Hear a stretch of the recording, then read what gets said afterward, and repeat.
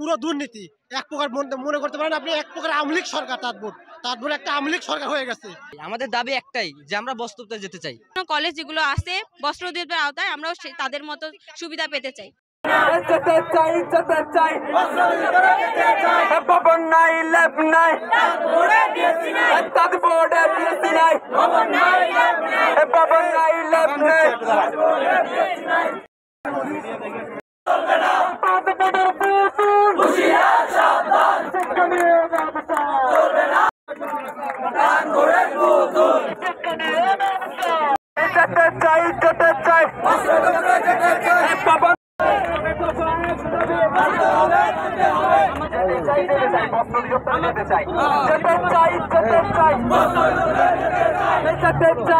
চাই